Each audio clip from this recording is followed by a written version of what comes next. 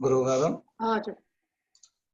క్రమముక్తిలో గురువు గారు ఈ అంటే ఒక లోకం నుంచి ఇంకొక లోకానికి పోతూ లాస్ట్ బ్రహ్మలోకం పోయి అక్కడి నుంచి ముక్తిని పొందుతారని కదా గురువు గారు. ఇప్పుడు మనకు ఈ శరీరం ఉండదు కదా గురుగారు, కర్మలు చేస్తూ అభివృద్ధి చెందుకుంటూ ఒక స్టెప్ నుంచి ఇంకో స్టెప్ పోవడానికి అక్కడ అదే సాధ్యం అవుతుంది గురుగారు? శరీరం లేదు కదా, ఎట్లా సాధ్యం అవుతుంది అంటారా? అదే అభివృద్ధి చెందాలంటే మనం కర్మలు చేసుకుంటూ పోతేనే కదా అక్కడికి పోగలిగేది. అభివృద్ధి చెందటం అని చెప్పలా, అనుభవాలు పొందటం అని చెప్పాము. ఆ లోకాలన్నీ అనుభవ లోకాలు. భూలోకంలో మాదిరిగా అది కర్మలోకం కాదు. ఆ లోకాలన్నీ అనుభవ లోకాలు, సూక్ష్మ లోకాలన్నీ అనుభవ లోకాలు. అనుభవ లోకం అంటే అనుభవించటం, ఏడవటమో ఎదవటమో, ఈ రెండిట్లో ఏదో ఒకటి, సంతోషం కానీ దుఃఖం కానీ ఉండేటువంటి. ఆ సంతోషం దుఃఖం ఎట్లుంటాయండి శరీరం లేకుండా అని మీ సందేహం కావచ్చు. అంతేగాని కర్మలు చేసేటువంటి అవకాశం లేదు.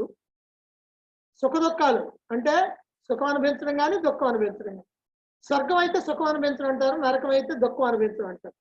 అంటే ఏంటనమాట, ఇప్పుడు మనం రాత్రి కళ వచ్చింది అనుకోండి, మీరు పడుకొని నిద్రపోయారు, రాత్రి కళ వచ్చింది, ఆ కళలో మీకు అన్ని మంచి జరిగినాయి అనుకోండి, అప్పుడు మీరు ఆనందించారు కదా, మీకేదో అనుకోనటువంటి ప్రయోజనం వచ్చింది, లేకపోతే పెళ్లి కాని వాళ్ళకి పెళ్లి అయినట్టుగా, పిల్లలు లేని వాళ్ళకి పిల్లలు పుట్టినట్టుగా, లేదా పిల్లలకి బాగా పెళ్లిళ్ళు చేసినట్టుగా, విద్య బాగా వాళ్ళు చదువుకొని పెద్దవాళ్ళు అయినట్టు, ఇవన్నీ ఏమన్నా వచ్చినాయి అనుకోండి, అంత సంతోషం.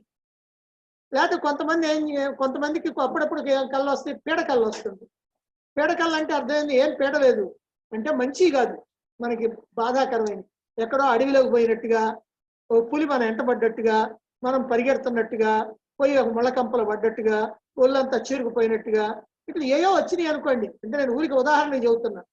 ఇప్పుడు అవన్నీ ఏంటి, చెడ్డ కళ్ళు, లేకపోతే ఓ దయ్యం ఏదో వచ్చినట్టుగా, గొంతు పట్టుకున్నట్టుగా, ఇట్లా రకరకాల కళ్ళు వచ్చినాయి అనుకోండి, పీడకళ్ళు. అందుకని ఏం చేస్తారు అప్పుడు నిద్ర కనుక లేస్తే అసలు మంచినీళ్ళు దగ్గర పడుకుందామని మంచినీళ్ళు దగ్గర పడుకుంటాం. అయితే అప్పుడు అవన్నీ అనుభవించింది ఎవరు? ఇప్పుడు చెప్పండి మీరు.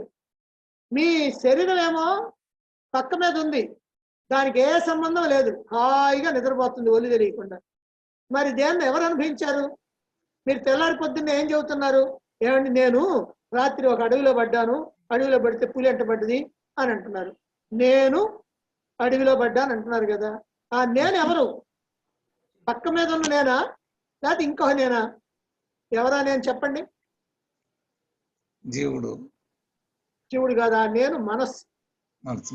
కాబట్టి మనసే మీరయ్యారు, మనసే మీతోటిగా ఉన్న మనుషులు అయ్యారు, మనసే మీతో పాటుగా ఉన్నటువంటి పులి అయ్యారు, మనసే ముళ్ళకంపయింది, మనసే చీరుకొని రక్తంగా అర్థమైంది, మనసే ఓ డాక్టర్ దగ్గరికి తీసుకెళ్ళటం అయింది. ఇవన్నీ మనసే. కాబట్టి మనసే అన్నిగా మారిపోతా ఉంది. మరి మనం ఇక్కడి నుంచి దేహం నుంచి పోయేది మనసేగా. కాబట్టి ఆ మనసే అక్కడ అనుభవించింది. ఇక్కడ కల్లో ఎట్లయితే అనుభవించారో, సుఖాన్ని ఎట్ట అనుభవించారో, దుఃఖాన్ని ఎట్ట అనుభవించారు. ఊరికి ఇంకో ఉదాహరణ చెప్తాను. స్వర్గలోకానికి కనుక పోతే అప్సరసలతో నాట్యం చేయొచ్చు అని మన వాళ్ళు చెప్తుంటారు కథల్లో. అంటే రాత్రి మీకు అట్టాటి కళ వచ్చింది అనుకోండి, ఏ గులేబీ కావాలి కథలు లాంటి కథ వచ్చింది అనుకోండి, ఎవరో ఇంద్రలోకం, ఇంద్రుడి కూతురు, ఆ వాయుదేవుడి కూతురు, వాళ్ళ కూతురు, వీళ్ళ కూతురులు వచ్చి మనకి హాయిగా సేవ చేస్తున్నారు రాత్రి. ఈ సేవలన్నీ చేస్తా ఉంటే హాయిగా ఆనందం అనుభవించావు. మరి అప్పుడు దేవద్ది ఎవరా అనుభవించింది? నేనేనంటారు కదా, ఆ నేనెవరు? మనస్సు.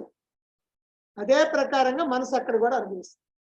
అట్లా అనుభవించే లోకాలు కనుక వాటిని అనుభవ లోకాలు, అందుకని లోకాలు ఉన్నాయి.